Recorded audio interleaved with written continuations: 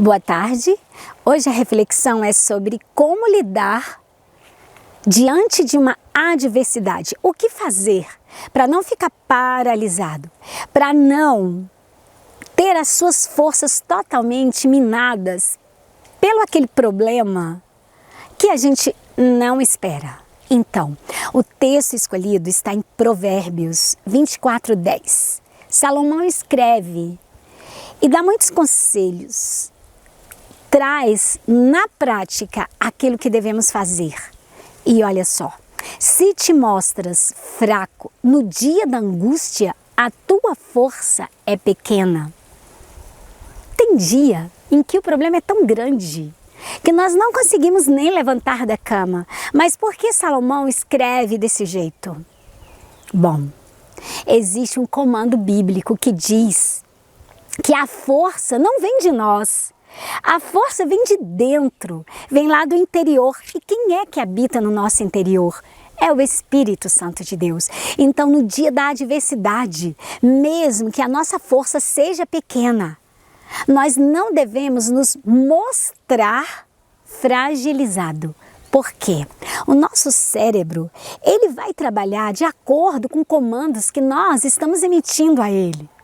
Então, se diante de um problema, eu não levanto fisicamente nem do lugar para tentar uma ajuda, uma busca de uma solução, o meu corpo tende a caminhar segundo aquilo que eu forneço ao meu cérebro. Se eu estou cansado fisicamente, o meu cérebro vai receber essa mensagem.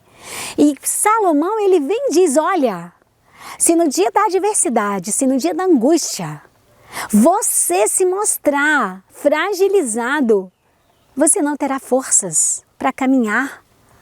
Mesmo diante daquilo que está além do que podemos fazer, o comando bíblico é: diga ao fraco, eu sou forte. Diga àquele que está fragilizado, você é forte.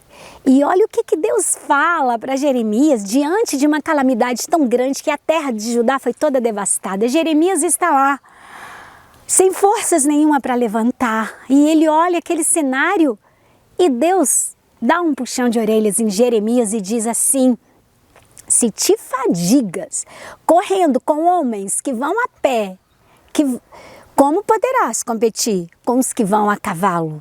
Se em terra de paz não te sentes seguro, que farás na floresta do Jordão? E a terra não estava em paz. Estava já no início de uma guerra. Mas para Deus ali ainda era um movimento de paz. E se Jeremias tivesse se entregado ao medo, à angústia, à fraqueza naquele instante, como ele iria suportar dias piores que estavam por vir? Então, Eclesiastes 7, 14 e 18, Salomão também escreve e diz assim: quando os dias forem bons, aproveite-os bem, mas quando forem ruins, considere. Deus fez tanto um quanto o outro para evitar que o homem descubra alguma coisa sobre o seu futuro. Nesta vida sem sentido eu já vi de tudo. E ele ainda diz: um justo que morreu apesar da sua justiça, e um ímpio que teve vida longa apesar de sua impiedade. Olha só, Salomão está fazendo um balanço ali dos comportamentos que cada um tem diante da vida. E muitas vezes nós ficamos paralisados sem força quando nós vemos que um justo sofreu injustiça e que um ímpio prosperou. Mas, olha só, qual é o conselho que ele dá? Aproveite os momentos bons, mas considere os ruins. Por que considerar? Ponderar. Para que você tenha força, para que você passe por adversidades vencendo e não fique parado no caminho. E olha o que Salomão ainda escreve no capítulo 7 de Eclesiastes: não seja excessivamente justo nem demasiadamente sábio. Por quê? Destruirias a ti mesmo. Então, e no final ele conclui o versículo dizendo assim: teme a Deus e evite os extremos. Olha só, ele está pedindo que nós sejamos equilibrados. Tanto no dia da angústia, nós teremos que buscar forças. Tentar trazer pensamentos de paz e não de mal. Tentar olhar lá para o futuro. Se nós já vivemos dias bons, aqueles dias ruins, eles não vão pontuar a vida por toda a vida. Eles terão um fim. E nós não devemos ser demasiadamente justos. É o que ele diz. Como assim? Deus não pede que sejamos justos? Sim. Mas o que seria um demasiadamente justo? Seria no extremo total, que poderia trazer um tipo de destruição, porque o bom senso, ele deve ser utilizado em toda fase da nossa vida, em todos os momentos de nossa vida. E olha só, Salomão ainda diz que Deus, ele fez um momento bom e um momento ruim para quê? Nós não pudéssemos descobrir o que há de ser. Mas por quê? Porque traríamos ansiedade ao nosso coração, traríamos angústias ao nosso coração, e Deus não quer isso. E Ele, somente Ele, é o Deus que conhece o futuro. Ele conhece o ontem, o hoje e o amanhã. Nós não temos esse atributo da onisciência. Pertence a Deus. E olha só, o que diz ainda? Salomão: melhor é serem dois do que um, porque tem melhor paga do seu trabalho. Porque se um cair, o outro levanta o seu companheiro, mas ai daquele que estiver só, pois quando caindo, não haverá outro que o levante.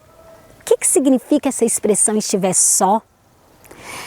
É se entregar ao fracasso em épocas de adversidade. Deus pede que nós tenhamos pessoas que possam nos aconselhar. A Bíblia diz que na multidão de conselheiros há sabedoria. Nesses momentos de adversidades, nesses momentos difíceis da vida, por quais nós passamos e que sentimos as nossas forças sendo tiradas do nosso corpo, Ele pede que tenhamos amigos, conselheiros, pessoas para conversar, trocar uma ideia. E a maior ideia que nós podemos ter é de Deus. O Espírito Santo de Deus, ele está aqui dentro do meu e do seu coração. E quando nós dirigimos a Ele os nossos questionamentos, as nossas fraquezas, as nossas dúvidas, Ele dá a direção. Mas é necessário ter pessoas para que venhamos conversar e pelas experiências dessas pessoas, nós aprendermos e sairmos daquele momento tão difícil sem ser destruído totalmente. Porque sempre há uma destruição nesses momentos adversos. Mas Deus diz que nós não somos destruídos além do que possamos suportar. Por quê? Porque essa destruição é bolada pelo reino da maldade. Enquanto Satanás estiver solto, passaremos por momentos adversos. Mas o comando de Deus é: não se mostres fraco no dia da sua angústia. Busque forças. Busque quem possa te ajudar. Olha só, unidade. Devemos nos unir mais. Buscar conviver melhor com as pessoas, para que quando precisarmos, elas estejam ali, nos apoiando com uma palavra, com um recurso, nos impulsionando a caminhar naquele dia tão difícil. Olha o que diz o Salmo 133. Ó, quão bom e quão suave é que os irmãos vivam em união. É como óleo precioso que desce sobre a cabeça, a barba de Arão, e vai até a sua orla. Ou seja, o salmista estava ali descrevendo quando Arão, sacerdote, escolhido por Deus, o primeiro sacerdote, quando ele ministrava no templo, que era descido o azeite em forma de unção, vinha sobre a sua cabeça, descia sobre as barbas e ia até as vestes. Aquele óleo da unção, ele trazia algo muito tranquilo, porque era a presença ali representando do próprio Espírito Santo de Deus. E é o Espírito Santo de Deus que faz com que nos sintamos, mesmo diante de adversidades, de fraqueza, de angústia, em passos verdejantes. E olha só como é que termina esse verso do Salmo 133. É como o orvalho de Hermon e como o que desce sobre os montes de Sião, porque ali o Senhor ordena a bênção e a vida para sempre. O que é Sião representado teologicamente na Bíblia? É a cidade do próprio Deus, cidade de Davi. Então, quando estamos em Sião, espiritualmente falando, significa proteção, alívio, unção que despedaça todo jugo. E olha o que Paulo diz em Romanos 12, 5, 9. Assim, nós que somos muitos, somos um só corpo em Cristo, mas individualmente somos membros uns dos outros, de modo que, tendo diferentes dons, segundo a graça que nos é dada, se é profecia, que ela seja segundo a medida da fé. Se é ministério, seja em ministrar. Se é ensinar, haja dedicação ao ensino. Ou o que exorta, use esse dom em exortar. O que reparte, faça-o com liberalidade.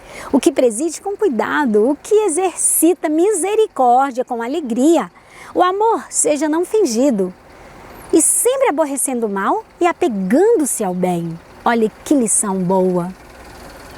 Quando estamos nesses dias em que nos sentimos fracos, as forças sugadas por tantos problemas que muitas vezes as nossas pernas, elas ficam bambas, literalmente falando, Deus, Ele dá uma direção para mim, para você. Não fique cansado, fadigado quando você tenta seguir os passos de quem está correndo a pé. Porque virão dias em que você terá que competir com cavalos, ou seja, você terá que ter mais aí energia, você terá que buscar mais rapidez, mais força. E essa força, ela está aqui dentro do coração, colocada pelo próprio Deus. E é a alegria dele que é a nossa força. Então, muitas vezes nós teremos que sim competir nas florestas do Jordão. O Jordão é um rio que, quando se olha para as florestas que o rodeiam, até pode dar medo numa noite escura. Mas Deus diz, você terá que se sentir seguro até nas florestas do Jordão. E Ele ainda diz, a sua força não pode ser pequena. Só é pequena se você se fragilizar. Mas a palavra de comando hoje para mim e para você é, diga o fraco, eu sou forte. E essa força, ela não vem de mim nem de você. Ela vem de Deus, usando pessoas, usando conselhos, usando uma própria palavra de Deus. E a reflexão para mim e para você é como lidar com a adversidade. Sem Deus, nós não podemos vencer. Nós só vamos vencer com a força dele. Amém? Até a próxima. Graça e paz. Gestão da espiritualidade. Como vencer inimigos invisíveis. É um livro que o Senhor me ordenou a escrever. Aqui são descritas 8 armas poderosas em Deus que vão nos ajudar a vencer o dia a dia, principalmente as batalhas no campo da mente. Para adquirir a versão física, entre na descrição desse vídeo. E se quiser a versão e-book, o link estará na descrição do vídeo, que vai redirecionar ao site do Amazon.